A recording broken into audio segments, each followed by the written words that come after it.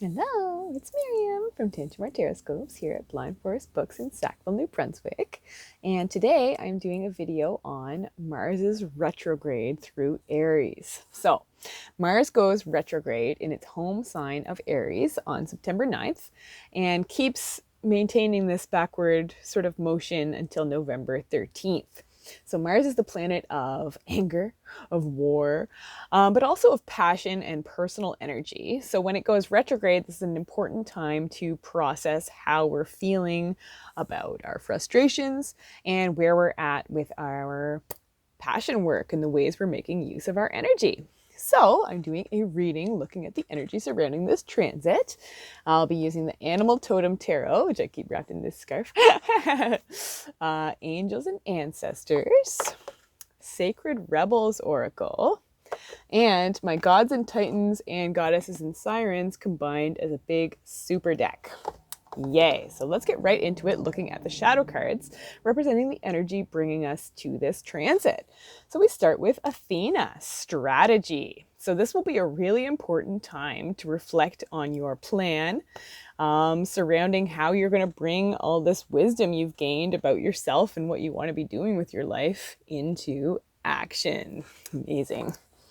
So our next shadow card is 21, Beyond the Mind, the Heart Beats. So while you've been doing all that strategizing, you've also been realizing that life just goes on, and you're starting to really receive some important downloads about what your actual physical body and your physical reality need from you. You're realizing that, yes, you're a real person, the world is real, it's not ending anytime soon, and so it's time to decide what you want to be doing with your little corner of it. Yay. So the next shadow card is Winter. Take care of your needs. So strong emphasis on realizing what you need for self-care, for personal health, and yeah, being in an awesome space to continue to develop your strategy surrounding that. So our final shadow card is Temperance. So again, you're fully aware of what you need to feel balanced, to feel continually hopeful, to feel like your cup is full and you're able to continue filling it when necessary. And yeah, big emphasis on spirituality here. But yeah, not only spirituality, but health balance. There's a really strong thread through this whole reading of balance being found through like sobriety, through clearing your mind, and through choosing to kind of dip your toes into what it feels like to be in your own real energetic field. So let's look at the main cards, the main body of the reading. We start with Apuk, fear. So there it is. Mars retrograde in Aries is going to really ask you to look at your fears, to see them for what they are, and be willing to do the shadow work that helps them finally be healed.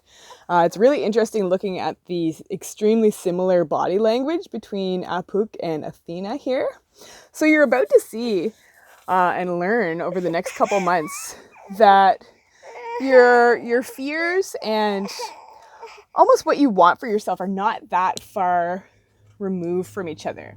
Because often we can really fear succeeding. We can really fear actually stepping into our own power and actually getting what we want. Because the comfort zone can kind of be, yeah, a really like unhealthy thing, because it tends to like hold you back when you're not taking risks. So Mars retrograde will be really about facing the risks that we haven't taken yet and seeing ways to attack them. Woo! But gently, because Water Guardian is our next main oracle card. So connect with your emotions. Mars retrograde in Aries wants you to be willing to feel it all. Let whatever you're feeling, for better or for worse, wash over you in order to receive the sort of intuitive downloads surrounding how to help yourself flow to where you actually want to be. Amazing. So, yeah, our next main oracle card is number 8. Be the hunter, not the hunted. So you're really ready to put in the work to implement this strategy that you've been kind of dancing around, crouching on for so long. Here's that owl repeated here. We got lots of owls. Beautiful. But yeah, Mars retrograde in Aries is going to be the jumpstart to hunting down what you want for yourself and what you know is going to help your life feel like it has a rhyme, like it has a reason, and like it is finally aligning with the pattern that you have already envisioned for it. So our tarot cards, what's going to be the main theme of Mars's retrograde through Aries? And again, it's the King of Swords, gaining total control of our patterns of thought and action. So we've got another powerful bird, an eagle here, which is all about having amazing perspective on, everything that you have kind of been thinking about and processing. So you're about to be sort of crowned with the exact type of thinking that you need to gain the perspective you need to rise high above what has held you back in spaces of fear in the past and puts you into hunter mode. Again, hunting down what you actually want for yourself. Beautiful. So what's going to be the main challenge of Mars's retrograde through Aries? Let's see. So we have, the Hermit. So it could be that you're so excited about your plan for yourself that you hope that it will be implemented immediately and not take time and not require further sort of pulling back to process and heal. So with the Hermit, especially where we're looking at the period of September 9th to November 13th. Again, it wouldn't put it out of the question that there may be another lockdown order, so we may have to pull back to just continue to work on our things behind the scenes. So the main challenge is going to be, further dedicating yourself to your healing process, but also being willing to take it slow with getting this big plan into action for yourself. So, what past frustration is ready to be integrated during Mars's retrograde through Aries? And we had two cards come out together. They have really similar color themes, and they both have little rodents on them. So we start with the Five of Cups. So you are really ready to integrate really tough past emotions. This is a particularly intense card from this deck. It shows capybaras and one swimming away because its friend has died on the shore, unfortunately. So you are really ready to use this next couple months to process some really heavy past emotional pain. You're ready to integrate your losses, and you're ready to sort of, again, launch the plan that was born from that pain. So when you were at your lowest low emotionally, you came up with this beautiful vision for where you wanted to be, as opposed to there. And that plan is ready to take center stage during Mars retrograde. Beautiful. So you're ready to, pop out of your hole. You're ready to hold up your Athena shield to protect your heart and your mind. And you're ready to bring that vision for yourself into the light of day. Yay. And so what's your best advice for Mars's retrograde through Aries? We've been seeing this one a lot. It's justice. Keep doing the right thing.